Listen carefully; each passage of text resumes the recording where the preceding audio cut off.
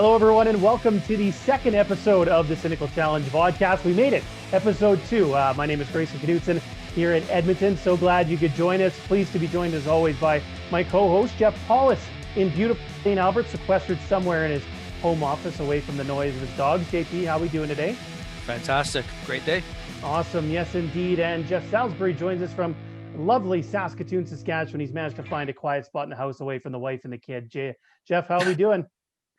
Well, the daughter has an eye infection, and trying to get the antibiotic ointment in her eye is like trying to wrestle something out of an alligator's mouth. So otherwise, life is swell.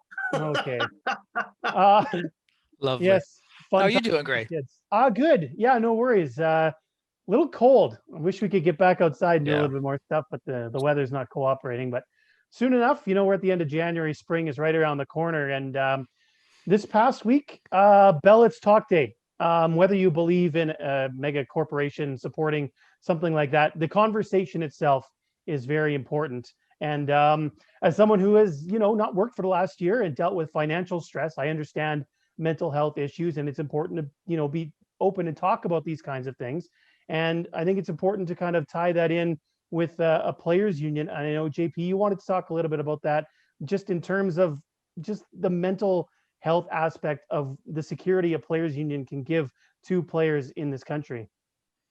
Yeah, I felt that. I understand this situation at a new league and the ownership groups are going under with worrying about finances, and especially 2020 being such a poor year for everybody, in bringing every sports league across the world. And you talk about losses. So, but I don't see a players union as an entity meant to drive up wages, meant to, attack the CPL and the CPL owners. I see a players union as something that is, it's necessary for the players. We're talking about, listen, my family has mental health issues throughout our family, for many different reasons and many different causes. And so it's something that I care about. And, but in the sporting world, and if we bring this back to then, young soccer players, and these are young males and females, but they dedicate so much to their craft. They come through youth environments, top players, best players. They're always making the best teams. They're on their way. And they maybe get a foot in the door of a professional game, and then something takes it away. A coach they don't agree with, they can't get along with, they can't mesh with, a certain playing philosophy, an injury. There's so many reasons why athletes all of a sudden have that dream taken away. And we don't think about the ramifications of athletes and what do they have to go through, because now they're by themselves. It's very much like coaching. When you're losing games, you're very much, in a solitary position, and it's quite lonely. And players go through this when they suffer, when they suffer a loss to their career, because what do they have now? And they many don't have a backup plan. So for me, a players union, it's more than just, it's not a thing, to talk about wages and let's get the wage up through the roof where no one can afford to pay players. It's actually there to help protect players, protect players, against things like mental health. Maybe provide programs where, when the playing career ends at an earlier age, maybe there's systems to send them to school, like the minor hockey has, where they send them to post-secondary. They can get an education. They have a plan B that way. But I just think that, a players union can be there so that some of these issues that we don't see, the invisible issues of mental health, are there's someone looking out for them, in that regard. So, I do support it for that reason. I think it's required, and especially in a brand new league like ours, with so many young players getting their first step into the game, something like this would surely help these young ones deal with rejection, deal with not finding success and failing in some cases. So, yeah, I mean, there's my little bit on that. It's a great lead-in discussion, Grayson, towards the benefits of a players union for so many of our young athletes. Absolutely. Sally, what are your thoughts on this topic? No, I fully agree. I think that it's quite frankly shameful in the way that the league has spoken about the potential players union up to this point. And yeah, absolutely. I mean, as a professional player has less job security probably than most professions on the planet. If your performances dip, you might be out of a contract. Your contract just up and gets dissolved at the end of the season. So yeah, that must carry an immense amount of stress with it, and a thing like a players union would be able to provide that centralized body that a player would be able to reach out to in order to get resources to help them through that type of difficult period, So I think the short-sightedness that a lot of individuals involved in the league, and even fans, I mean, there's terrible opinions that are showing up on the Voyageurs both forum and Facebook, and some of the CPL groups on Facebook as well, that are just simply short-sighted and try and reduce the concept of the players union into exactly what Jeff said, that it's just all about money and trying to get more money for the players. And don't get me wrong, the players, they do need their wages increased, but at the same time, everybody's in this together, aren't we? And so this negative attitude towards the players union that the league has shown, quite frankly, it's a black mark on the league. Yeah, I'd echo those sentiments as well. A professional athlete's career is so fleeting.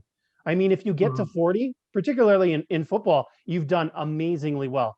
But it can get derailed by so many things like injury or, just landing in the wrong situation and that kind of thing. And like you guys have both said, it's important to have resources on hand accessible for the players to be able to, overcome some of this stuff.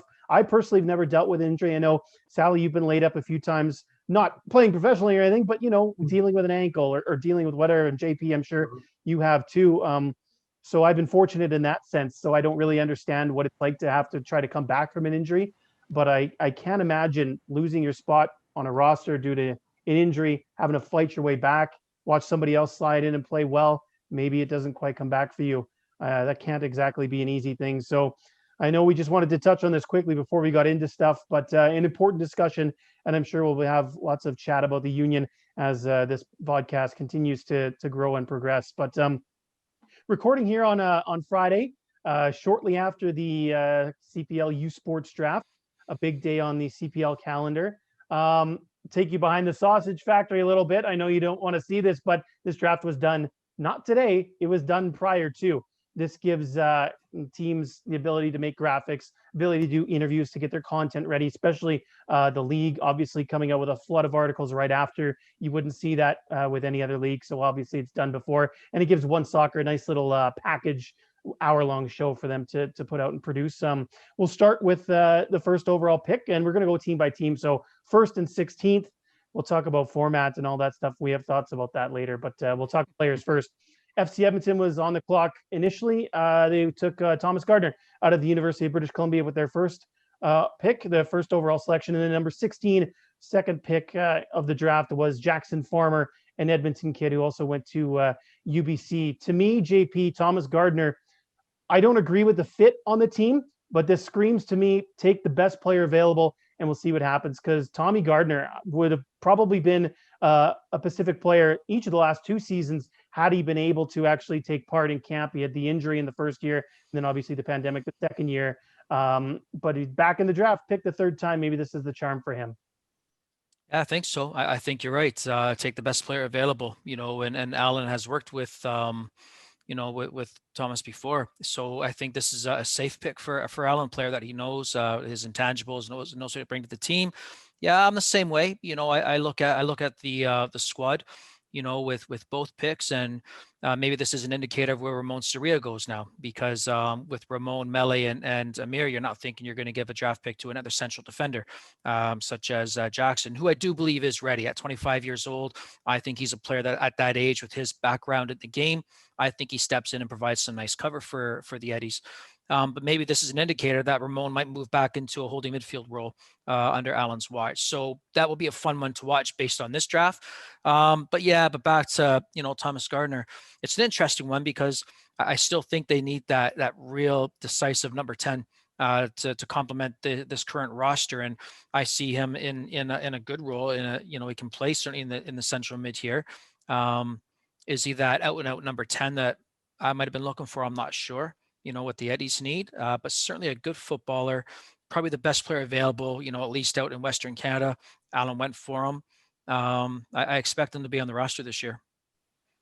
I agree with Gray in the sense that I think they grabbed the best player available and the one who, besides Jackson Farmer, is probably league ready. So he's a kid who's probably at a point where he's going to be able to challenge for a starting 11 position, and that's something that the Eddies need. They need players that are all going to be able to challenge for that starting 11.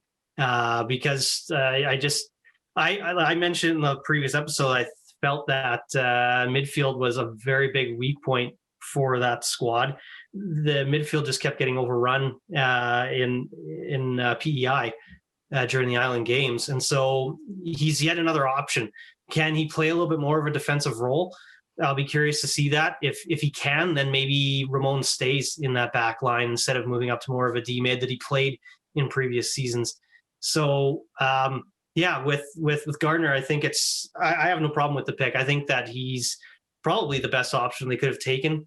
They don't necessarily need anybody in goal. They don't need anybody up top. They really need to look a little bit more on the defensive side of the ball, more of a kind of a central defensive mid, and then a defender. So, I mean, Jackson Farmer, that one was pretty well a no-brainer. I think everybody knew that they were going to take him.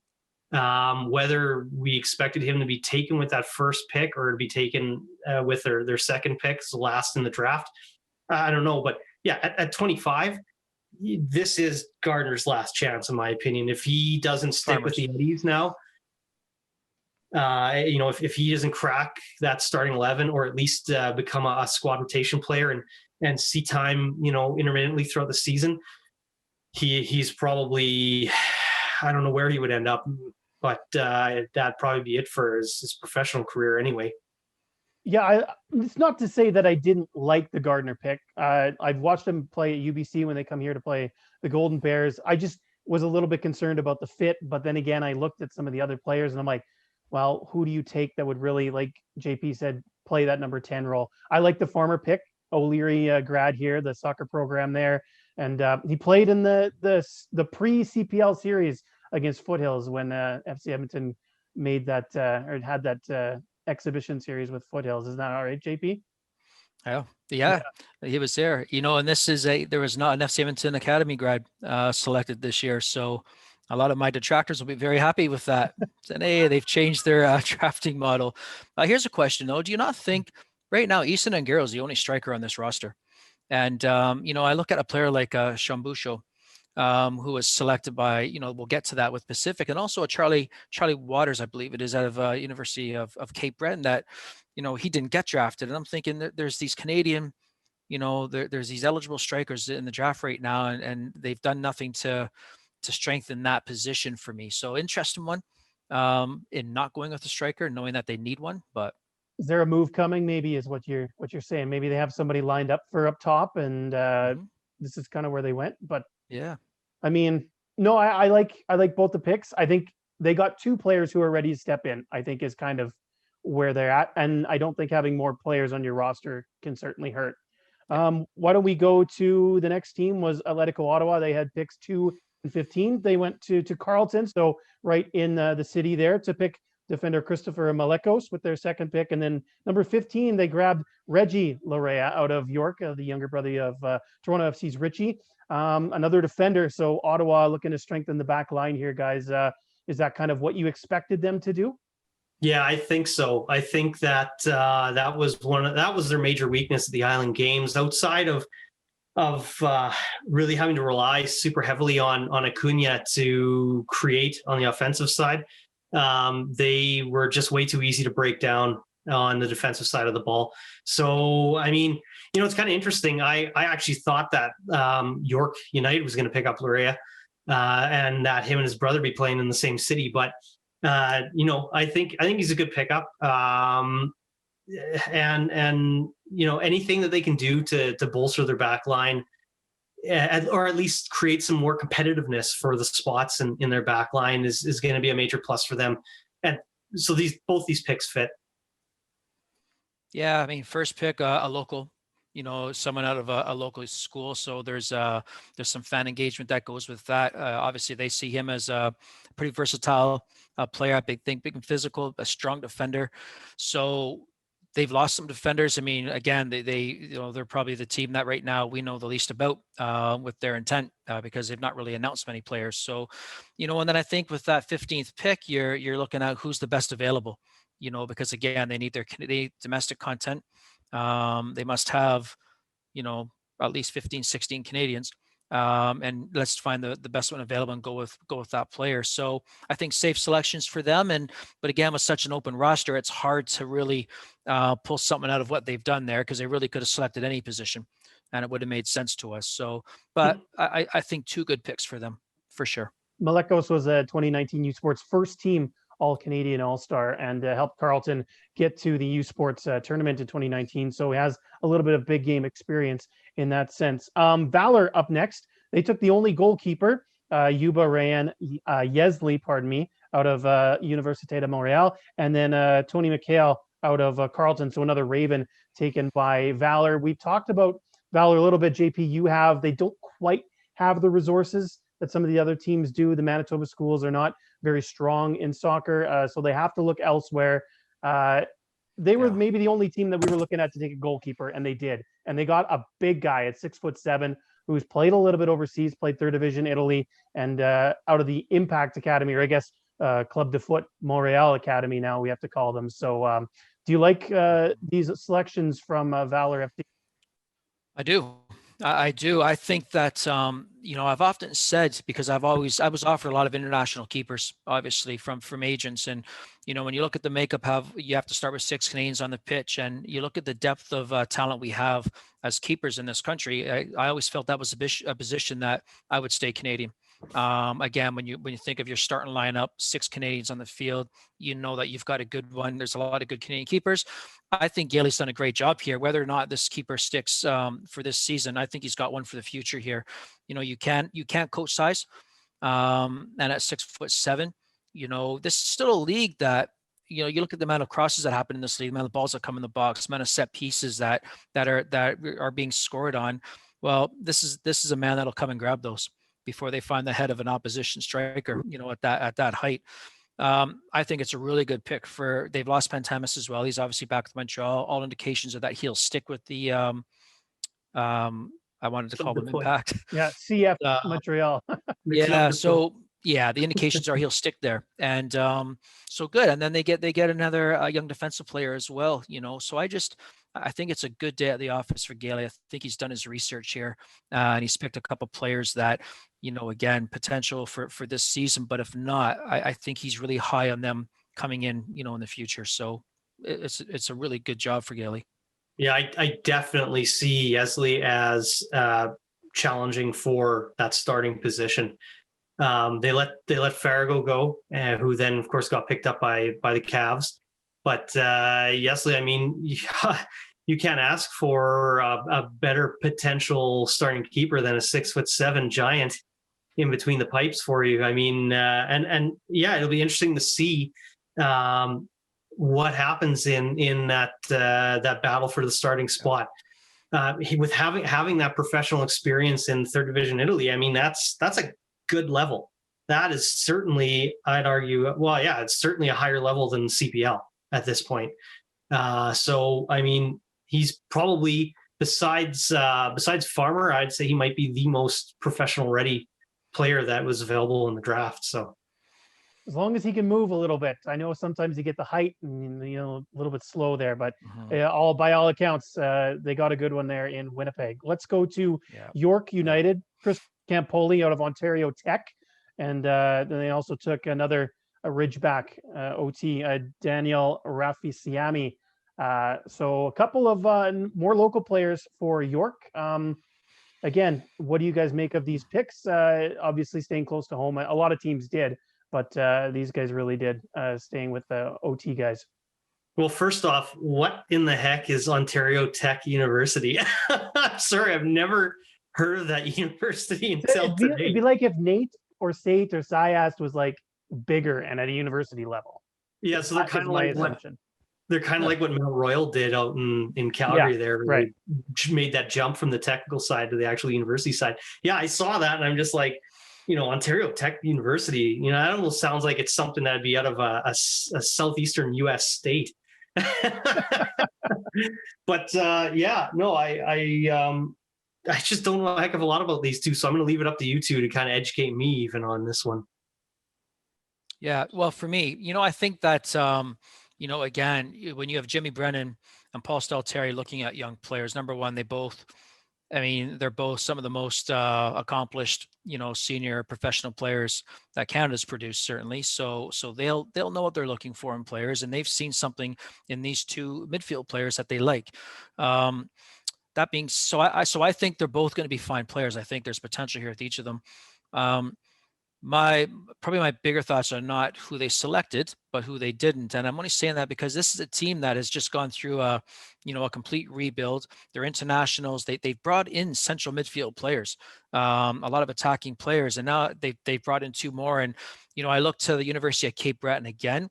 I'm not being paid by Cape Breton to advertise them right now, but they've got two defenders there, two central defenders, Watson and Bald. I believe. They're high, like they're highly ranked players, and they've got good background. I look at a team right now that is short on central defenders, and I see two sitting on the table that didn't get selected today by either team, and I'm thinking I might be going to central defenders. So they've got a plan. Obviously, they've picked players they like. I can only hold my hands up to the decisions they made, but my question is more who they didn't select based on their current team makeup that is published. I would agree with that. I would look for them to go a little bit more defensive. And there were 10 defenders taken out of the 16 picks. And York didn't exactly jump on them either. But again, Jimmy knows what he's doing, probably more so than I do, that's for sure. So he might be looking more developmental too. I know, Sally, you might not agree with that, but they might be looking more at these guys on the developmental contracts and filling out the back end a different way. Let's keep on. Go ahead, Sally. I was just going to say, considering they're two offensive players at the moment, what a better club than for the two of them to be at right now than York United, considering all of the internationals that they've signed in those attacking positions. They're going to be training with guys who have really had to fight to get to where they've gotten with the extreme amount of competitive between players in the more Latin countries. So yeah, these guys are going to be coming into a camp where they're going to have to fight to just even impress at all. So good opportunity for both of them. No, it's a good shout, Sally. Actually, I like that. I like the thinking there. Pacific stayed close to home, obviously going a couple of UBC guys. They took Christopher Lee and they took Victory Shambusho. I've seen Shambusho before. Guy can put the ball in the back of the net. He's going to have to step it up a little bit, though, at this next level. Meanwhile, Christopher Lee is a guy who hasn't actually played any U Sports minutes. There were 7 guys taken out of the 16 who haven't actually set foot on a pitch in U Sports yet. And Lee's one of them, a first-year guy. But again, Pa and crew out there are pretty familiar with these guys, having obviously seen them close to home and worked with them at different youth levels as well. Yeah, I love it. I think these are two very good picks for that program. The first one in particular, I think Lee, Marcel de Jong he's getting on. But I think you've got this young prospect who both Pa and James Merriman will know very well from their Whitecaps days. So they'll know all about this kid's character and his potential more than anyone else will that's in our league. What better time to bring in a young left back right now than when you've got Marcel de Jong there to mentor that player? So I think that is extremely smart drafting on their part. I think they've thought that one out. And even with Shambusho, I think this is a player that has some long-term potential. He doesn't need to come in and score right away. They've got an attack in place. They've got their front line in place. If he comes in and manages to stick on that roster, then he'll be there to provide some minutes, some support, but he'll be really there for an education. He's got some players in front of him with some good experience, and he can play across the front line. I don't think he's, stuck to strictly being a 9, but yeah, so I like their draft day, but I really like their first pick. There you go, Sally. Anything to add about the two UBC Thunderbirds who had 4 guys drafted? They were a quarter of the draft here at UBC. Yeah, I'm actually a little bit surprised that there were that many players that were drafted from that UBC team. I really didn't rate them because I watched a couple of the games that they played against the U of S, and the Huskies handled them. They weren't, you always hear of either Trinity Western or UBC coming in and expect that it's going to be a fairly one-sided match, but it never was. The Huskies didn't really have any issues against them. And actually I wanted to add this in. I didn't want to forget to mention this, but Saskatoon boy Nicky Bikes was one of the draft eligible players. Got skipped over, which honestly did surprise me. And sure, maybe this is a little bit of bias, hometown bias, but at the same time, he was the best player in all 3 of the Saskatchewan Selects matches in the Sask Summer Soccer Series. Say that 10 times fast, but yeah. So I actually expected that he was a player that was going to go to one of the Western teams, and he didn't. I actually thought that he might be a good selection for Pacific, just because he'd be able to slot into that midfield already, and he plays the type of game that Pacific plays. So outside of that, I think Shibusho is going to be a really good pick moving forward. I hope that he actually sticks and has the ability to train with guys like Bustos, who are going to be able to help him further develop his finishing. What better player for an attacker to be able to train with than Marco Bustos right now? Because it'll be tough. It'll be hard for us to find a guy that can finish better than him in the league. Yeah, Bikos was one of the guys I was looking at somebody picking in. Another guy who played in that Sasseless series, JP Glossmacher out of Trinity, Thompson Rivers. But I know he's going for his master's at TRU, so maybe that scared people off a little bit. It seems like he's got education first, and then, but I could see him sticking, at some point in the future. Let's go now to where are we in the list? We're at Cavalry, going to Calgary. Victor Laturi out of Mount Royal, and Ethan Keane, also MRU Cougars. Laturi is a guy that's played there before. He played there before he actually went to Mount Royal, and made in 2 appearances, I think one in the regular season and one in the cup match. And then now he's gone through the draft process and picked again by Tommy. Tommy staying close to home, loves to do it. What do you guys make of what Cavalry did today?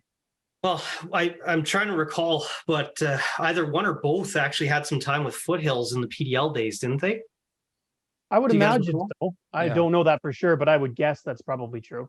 Yeah, so I'm pretty sure that Tommy is very, very familiar with both players. And I want to say with El Gandour, was he playing with MRU or was he with UFC? No, he was at MRU. Yeah. And I'm actually surprised that he wasn't one of the 2 from that college that was selected again, because he was Cavalry's first or second pick, I think, in 2019 for that first selection, and they passed over him. So I'm curious if something's kind of happened there, if maybe they've lost faith in him as a potential professional player. But you know what? Maybe it's good to see a couple of guys, new guys, get a chance. I'd be curious to see if Laturi is able to stick with that Cavalry squad, who, man, they just have such strong attacking players already.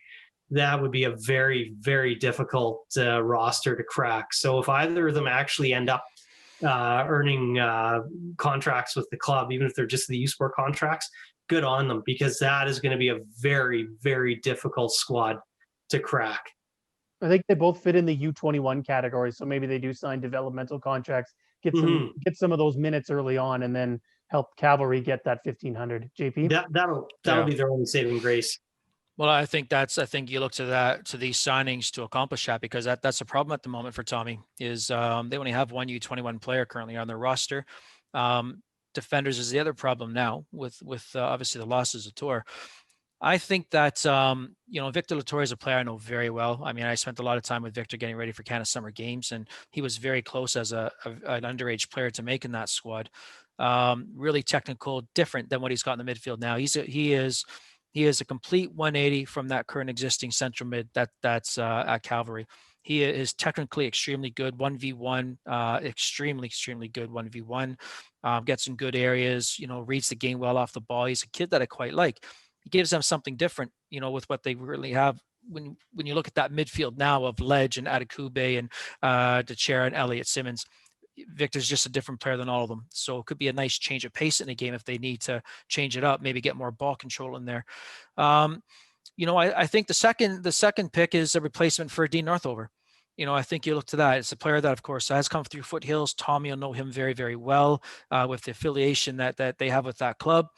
Tommy's might have worked with him in the past there, I'm sure. So, yeah, I think this is a really good selection there. It's a young player you can bring in who can, again, mentor under Mohamed Farsi.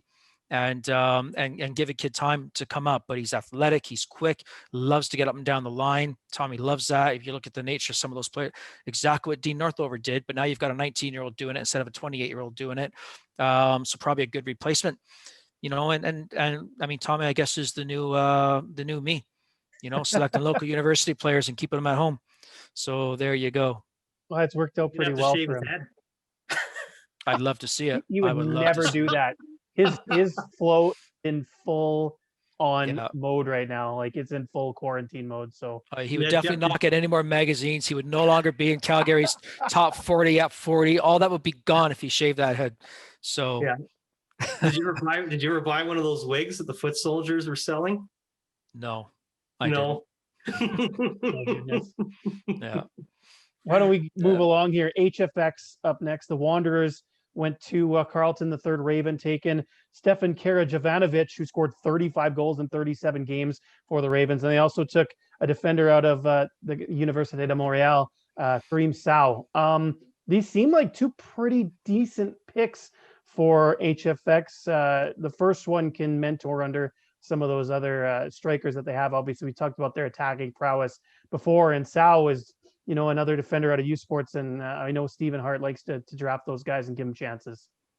Yeah, I think Sal was part of FC Montreal's squad at one point. You may be right, and I think too he was part of the 2018 team that won USports as well as the national championship with the Caravan. So yeah, and I think that he's going to a good place working under Stephen out in Halifax. Will really help him further develop his game. And it's a position I think that Halifax definitely is going to want to create a little bit more competitiveness in during training too. So I think Sal showing up is going to give him a little bit more of that competitiveness, which is great. So they're obviously, we talked a lot about it the last episode where they're quite stacked up top, but their question mark still is on the defensive end. So it's another piece that who knows could end up cracking the 11. So, yeah, listen, I think Hardy wins the draft again for me. But I'm going to give with the caveat to Forge. So, but I think Hardy's done it again. For me, Stefan is, and I don't want to try to say the last name, Mike, because you've just said it so eloquently, actually, Grayson. So it's Karajovanovic, isn't it? I was panicking looking at it. Yeah. I was like, there's a lot of letters there. Yeah, it's Karajovanovic. Is his face silent? Well, anyway. Yeah, but I think he is the most CPL ready player in this draft. I love this kid up top. He can play out across the top line, any three positions. He is direct. He is 1v1. He is right at you. He dribbles with pace. He checks off the box that he's spent some time playing in Quebec at Blainville. So if you come from Quebec, you've got a chance to make Halifax Wanderers, or have played in Quebec. So he's done that. I think he's the most ready player in the draft that can come in and have an impact. And you look across Hardy's front line, he's got some quality there. But now this kid gives them a chance to rotate, keep players fresh again. We expect a condensed season. We expect a lot of games in a short period of time. That being the case, then he gives them some really nice flexibility where it's just attacking player after attacking player and fresh legs coming at you. So before you break into the next, I was just going to say, I think if I'm Alessandro Rigi, I would be perhaps a little bit nervous because I think Karajovanovic might be able to come in and really challenge for that left winger spot. He is versatile enough to be able to potentially slot in up there. So. Yeah, and that's what you want, isn't it? A competition for places. This kid will come and do that. He's ready right now. I spent a lot of time looking at him before I kind of just went back to my roots with my academy guys in my own draft process. But I like this player, and and Sal is I think he plays on the left side centrally. He can also play as a left fullback. Good versatility, but I think he offers some nice cover back there. And again, he seems to be a player that will suit Hardy quite a bit. So it could be another draft day that Hardy's won. It'll be interesting too to see if Halifax is down late in the match that they need to get that goal. Like all of a sudden they could just throw out a plethora of attacking options and really probably cause some havoc for teams. So it'll be interesting to see how Steven deploys a lot of those players. Final team in the draft, Forge FC, the champions. They went to Concordia out of Quebec. Garvin Miche Matusala with their 8th pick, and then the 9th pick right after, the only Cape Breton Caper So the 9th total this year was Jose de Cunha, a Portuguese kid who has yet to actually step foot on the field for Cape Breton. But back-to-back picks gives you a little bit of an advantage, I think. And JP, you said that maybe the caveat here was that Forge could have a better draft than Halifax. You like these two players? I do. In particular, Jose da Cunha. I think he's the sleeper pick. I think he could come out of this maybe the best player in the long run. I mean, what a background, obviously, with Sporting in Portugal, coming through their system. A left-footed central defender. You can't find them. I mean, they're so hard. It's so hard to find a left-footed central defender in Canada. They've got this kid in here. He'll count as a domestic player as long as he's at university. So he's a sleeper pick for me, and he's the one that I think has some real good pedigree. Technical. Both players are technical. I think that even Garvin, he's physical. He's a bit of a beast, he's muscular, he's great stature, he's got pace, he can play football. He fits Bobby because he plays football. This kid will get the ball on the ground, he'll beat you with a pass, he can beat you in the dribble, he'll join the attack from a deep position. So two fantastic, and again, we're talking about a team that has lost David Edgar and potentially Daniel Kreutzen. So what has Bobby done right away? He's gone out and picked up two players that immediately fill those losses on his first team. But I think in particular, this the Portuguese the Portuguese lad is one that I think has a potential maybe to step in here and start, with that background he has. So I mean, I scouted him last year just outside of school to have a look at him, to maybe bring him in regardless of school. So Bobby's done me one better and gets him as a domestic player through university. So there you go. Well done, son. But yeah, so he's the question. If he lives up to what I think he could, maybe he challenges Hardy for the draft winners title. Well, and I think you just kind of opened a little bit of a can of worms in saying that, he's clearly Portuguese. Don't think he has any way of qualifying for the Canadian men's national team unless he lives here for long enough. And yeah, the fact that they're able to exploit that little loophole in the way that the player draft works, and that he would count as a domestic just because he's going to a Canadian school, but yeah, you're right. I mean, he has potentially great pedigree coming through Sporting system. And right now, Forge is badly in need of some players for their back line. I can't see Kreutzen not getting a chance in Europe at this point. He's just been heads and tails the best defender in the league now 2 years in a row. So yeah, definitely without Edgar, likely without Kreutzen. And here you have potential fill-in that you're able to get basically an international under the guise of being a Canadian player. So that brings up maybe the next topic we should talk about. This is the third draft that we've had. The format is interesting. I don't like the snake, but that's just me. I think if you finish last, you should be rewarded with 1 and 9, not 1 and 16. To be the champs and get 2 back-to-back picks doesn't seem right, but that's another thing. And if you're an international going to a Canadian school counting as domestic, I don't agree with that either.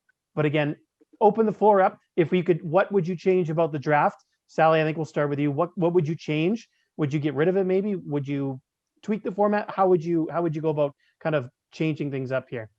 Well, number one, I would get rid of that little loophole rule of how a player like Acuna can somehow be considered a domestic just because he's going to a Canadian university, and he's clearly not national team eligible, at least not at this point. That completely spits in the face of the whole concept that the league is by Canadians for Canadians, with a focus on obviously trying to develop talent that can have a push towards the national team. And then, yeah, the snake draft is an odd choice for format in the sense that Forge, even though they didn't get to have their first pick until pick number 8, well, they got 2 picks in a row, so they don't even really have to be careful with who they select. They get 2 players in a row. So as long as one of the players that they're targeting is still available, they've already won in that sense. And in this case, Edmonton's lucky because nobody touched Farmer. He's likely a player that they had earmarked ahead of time saying, we definitely want him. And he was still available for their last pick. So they're, maybe they took a little bit of a risk not taking him first, but I'm sure that there was conversations that happened beforehand just to make sure that, nobody was going to grab him and that they'd have a little bit more freedom with that first pick. There'd be a gentleman's agreement in place. Yeah, essentially. And you can't tell me that the different managers aren't having little Zoom chats like we are right now with cups of brandy, discussing who's going to be taken. So, otherwise, I think the USports Draft is necessary in order to bring a bit more relevance to U Sports soccer in general. It's still ridiculous to me that U Sport isn't looked at all by MLS. That's a totally different conversation, of course, which maybe one day we'll get into. But there needs to be some avenue for these college athletes from Canada, and at least the CPL has something in place for them to aim for. So, I guess get rid of the snake drafts, at least change that, and take a look at how that loophole exists are really the major changes that I would make. JP, go ahead. Oh, I mean, I've made my comments known when I was in the league about the snake draft. In year one, our very first draft, there was nothing to go by. So we picked our draft order out of a hat. That was only fair way to do it. So we got our draft number. A snake draft made sense because your draft position was determined by the luck of a pick out of a hat, to see where you're drafting. So in that situation, absolutely. Since then, though, I mean, it's not like there's not other professional sports leagues that have drafts in North America that we can look at and say, how do they do it? And how have they been doing it for so many years? I mean, it makes no sense to reward the best team in the league with 2 picks back to back in a short draft like this. Is just it's nonsense. I said the same thing when Wanderers had first pick on their behalf. It makes no sense. It never will to me. But there's that. As far as the domestic, so part of this partnership that the CPL has with U Sport, I mean, part of that is a give back, as well. So the CPL wants to help U Sport, and for so many years in the past, all of our top athletes, male and female, tried to go to NCAA, tried to get a scholarship down to the States, wanted to go to the big schools down there.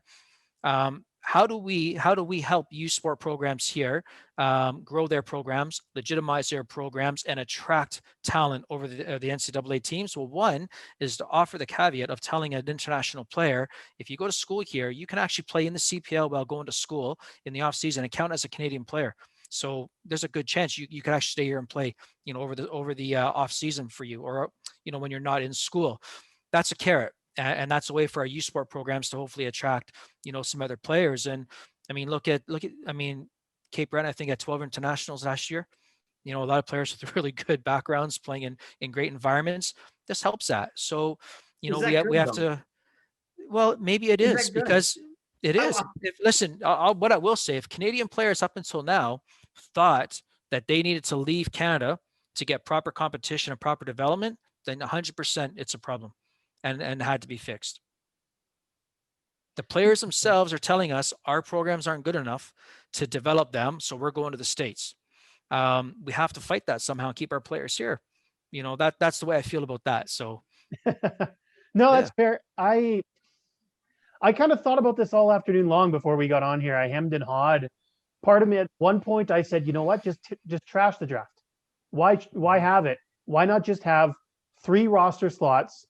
2 or 3, whatever the number is, aside from your 23, because don't forget, these developmental contracts count against the 23. So if you sign your 2 guys, you have 21 guys until they go back to school in August, and then you have to bring in 2 guys for the last 2.5, 3 months of the season, which I don't agree with. The developmental contract should count outside of your roster cap and your salary cap. But I also think that the U Sports Draft is important. It is important to keep the tie with U Sports. It's important to keep developing that relationship and give the guys in U Sports an opportunity to say, look at what Shaw has done. Look at what Balbinotti's done. Look at what, all these guys have done. Yeah. I can do that too. I think that is important. And obviously I work for the U of A, all full disclosure, call their games. So I'm definitely a supporter of U Sports. But if you're just going to draft these guys and send them back and then put them through the draft again, what are we doing? Why are we doing this? Right. So Sir, go ahead, Jeff. Go ahead. Can I just quickly, sorry, Jeff, because No, go for it. obviously I've taken a lot of heat for my drafting policy, with the way I've handled the USports Draft here. And so, but I approached it in a different way.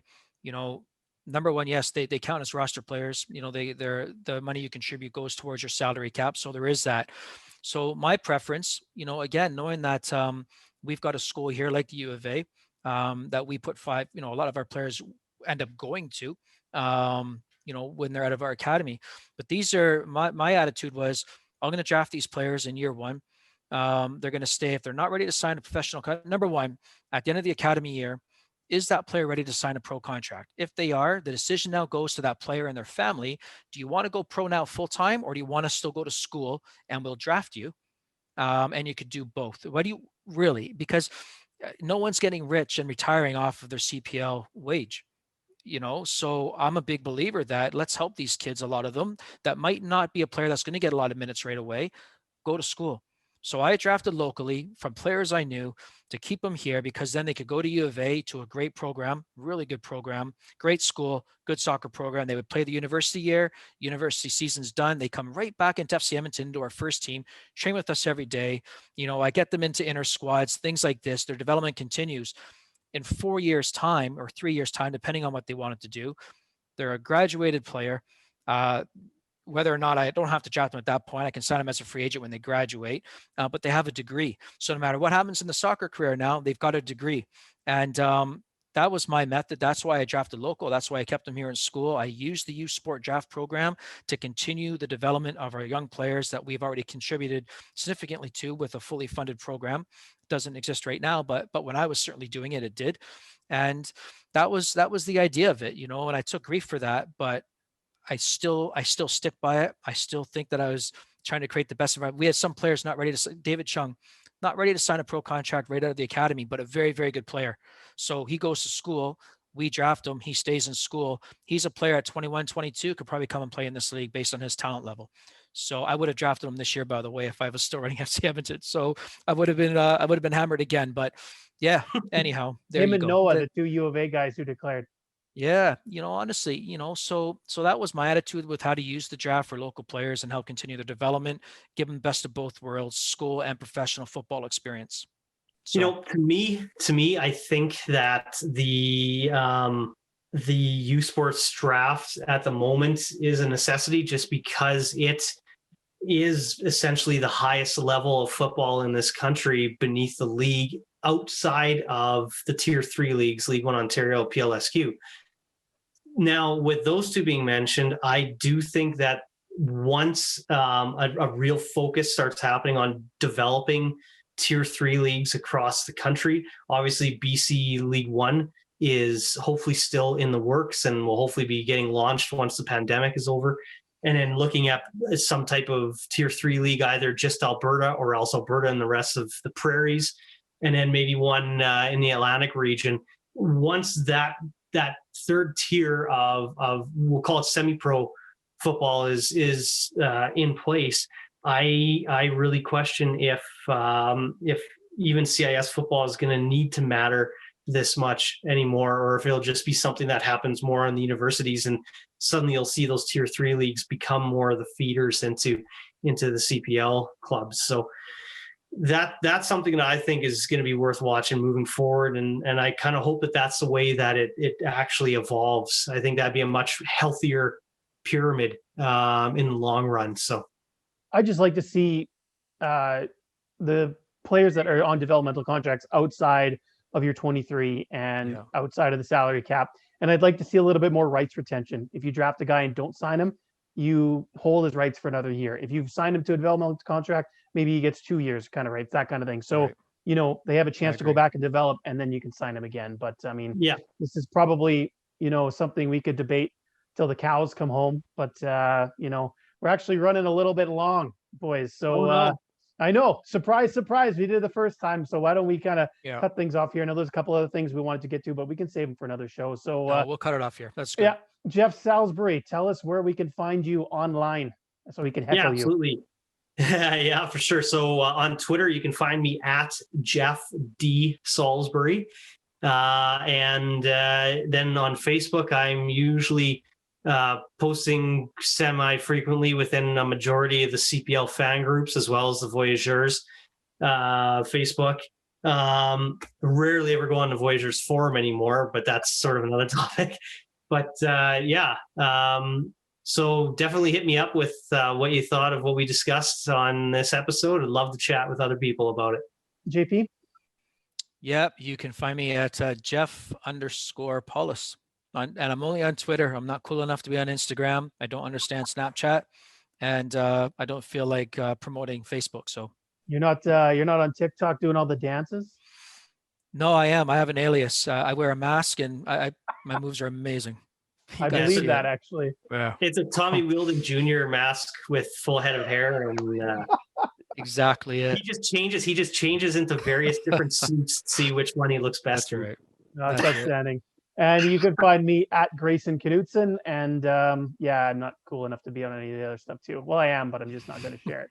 And the vodcast itself at the Cynical Chow 1 is our Twitter handle. You can find us on YouTube as well, the Cynical Channel. Just search it out. And as for our audio only podcast, we're on all the catchers. We're on Spotify, Google Podcasts, Anchor, the whole 9 yards. So got some really good feedback on episode 1, both part 1 and part 2. So let us know what you think. Hit us up, send us a message, DM, tag us, however you want to get in contact with us. And this has been fun, boys. We'll do it again next week. How's that sound? Go again. Yeah. Can't wait. All right. We'll see you guys next week. Take care. Yeah. Take Cheers. care.